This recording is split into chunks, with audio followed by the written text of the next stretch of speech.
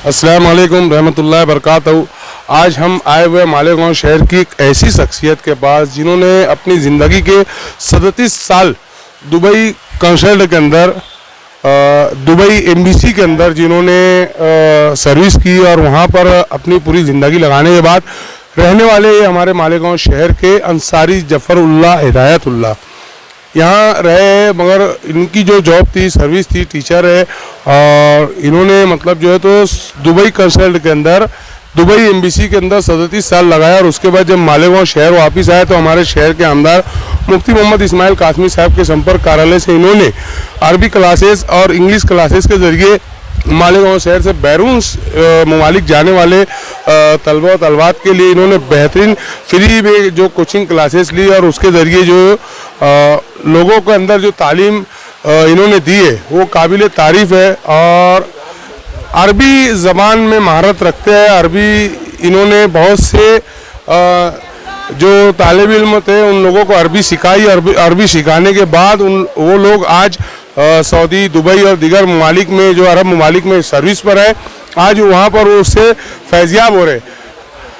इन्हीं की एक ख्वाहिश, एक चाहत ये थी कि एक चैनल मालेगांव शहर के अंदर ये बनाए हैं और बनाने के बाद उस चैनल के ज़रिए मालेगांव शहर के तालिब इल्म और जितने भी एजुकेशनल लाइन से ये अपनी एक नई खिदमत को मंजर आम पर लाना चाहते। और उसके ज़रिए ऐसे बच्चे जो आज तालीम हासिल करना चाहते हैं और कुछ बनना चाहते हैं, तरक्की करना चाहते हैं एजुकेशनल लाइन के अंदर, डॉक्टर, टीचर, इंजीनियर या किसी भी तालीमी लाइन से कहीं किसी भी तालीमी सफ़र में आगे बढ़ना चाहते हैं, उनके लिए इन्होंने एक यूट्यूब चैनल का आगाज़ किया है। और उस यूट्यूब चैनल का नाम इन्होंने रखा है ज़फ़र सर यूट्यूब चैनल, इस तरीके से नाम रखा है। मैं मालेगांव शहर के तमाम ही जितने भी डॉक्टर्स, टीचर्स और दीगर हमारे जितने भी मुखलिस साथी अहबाब हैं उन लोगों से अपील और गुजारिश करता हूँ बहैसियत सोशल वर्कर ज़ियाउर रहमान मुस्कान कि इनके इस यूट्यूब चैनल को प्रमोट करें, उनको उस चैनल को सब्सक्राइब करें, ताकि उस चैनल के माध्यम से मालेगांव शहर के अंदर माशरे, मुस्लिम माशरे में ख़ास तौर से जो दीनी, तालीमी, समाजी, सियासी, सकाफ़ती और हर तरह की खिदमत के लिए इस चैनल के ज़रिए हमारे माशरे के अंदर और हमारे मासूम बच्चों के अंदर तालीमी जो गिरावट आ रही है उसको उठाने के लिए और एक नई दिशा, एक नई तालीम की परवान चलाने के लिए हमारा काम है कि हम इनके चैनल को प्रमोट करें और इस चैनल को ज़्यादा से ज़्यादा सब्सक्राइब करें, ताकि हमारे बच्चे एक एजुकेटेड हो, आला तालीम हासिल करें और आला तालीम हासिल करने के बाद हमारे शहर का, अपने मुल्क का, हमारे महाराष्ट्र का नाम रोशन करें। यही हमारी ख्वाहिश है, यही हमारी चाहत है कि आप और हम मिलकर इनके चैनल को प्रमोट करें और उनके चैनल को सब्सक्राइब करें। जज़ाकुमुल्लाहु खैरन, एहसानुल जज़ा। अस्सलाम वालेकुम रहमतुल्लाहि व बरकातहू। इजराइल गजा पट्टी के ऊपर बमबारी कर रहा है,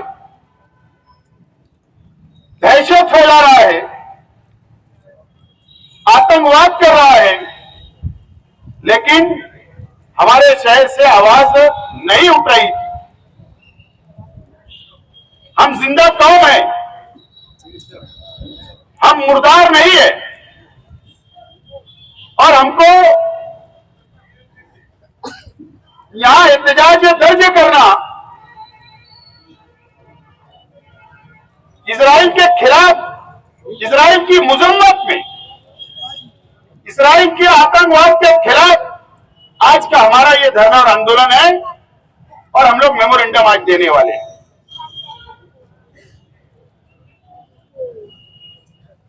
टीवी चैनल के ऊपर या प्रिंट मीडिया या सोशल मीडिया के ऊपर दो बातें सामने आ रही है। हमारे देश की जो सरकार है, भारत सरकार, हमारे पंत प्रधान जी ने कोई ट्वीट किया, बाद में विदेश मंत्रालय ने उसकी सफाई भी दी। शायद उनको याद आया कि पंडित जवाहरलाल नेहरू के समय से इंदिरा गांधी, राजीव गांधी और यहां तक कि अटल बिहारी वाजपेयी जी जो जो भारतीय जनता पार्टी के पंतप्रधान रहे और डॉक्टर मनमोहन सिंह तक भारत सरकार और हिंदुस्तान हमेशा फिलिस्तीन की आवाम के हक में और गजा पट्टी फिलिस्तीनियों का हक है, इसके लिए हमेशा हमारी पॉलिसी रही है। हम सिर्फ हमारी भारत सरकार को ये याद दिलाना चाहते हैं कि देश की विदेश नीति बदल गई क्या संसद के अंदर कोई कायदा पास हो गया क्या? अगर हुआ है तो देश की आवाम के सामने वैसी बात आप रखो, और अगर नहीं हुआ है तो भारत सरकार से हमारी गुजारिश है, भारत सरकार से हमारी विनती है कि फिलिस्तीन आवाम के साथ, फिलिस्तीनियों के साथ आपको खड़े रहना है। यह हमारी गुजारिश है।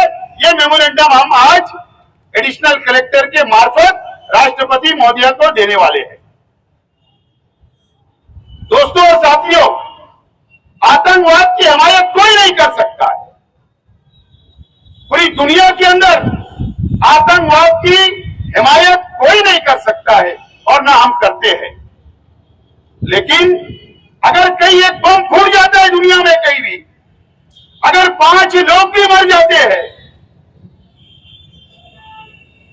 तो उसको आतंकवाद बोला जाता है।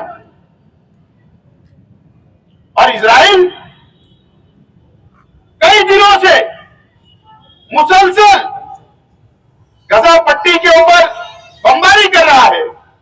मासूम बच्चे शहीद हो रहे, हमारी मां बहनें शहीद हो रही है, वहां की आवाम, वहां के मुसलमान शहीद हो रहे हैं। तो क्या यह आतंकवाद नहीं है? आज दुनिया में हॉस्पिटल के ऊपर जंग के अंदर जंग होती है, लेकिन आम शहरियों के ऊपर नहीं होती है, बमबारी उनके ऊपर नहीं होती है। पूरे गांव के गांव, पूरे शहर को बर्बाद नहीं किया जाता। एक उसके उसूल होते हैं, लेकिन उसूल के खिलाफ हॉस्पिटल के ऊपर भी बमबारी की गई।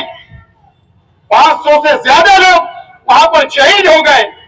क्या दुनिया के अंदर आज इजराइल सबसे बड़ा आतंकवादी है और पूरी दुनिया ने और हमारी भारत सरकार ने उसकी मजम्मत करना चाहिए और उसको संयुक्त राष्ट्र से बाहर कर देना चाहिए। यह हमारा अपना मुतालबा है। उसको आतंकवाद आप नहीं बोलोगे, लेकिन अभी हमारे तमाम ही साथियों ने बताया कि मस्जिद अक्सा के अंदर इजरायली फौज जूते पहनकर घुस जाती है। बरसों बरस से ऐसा कोई भी नहीं वहां पर गुजरता जो इजराइल या वहां की फौज वहां के फिलिस्तीनियों के ऊपर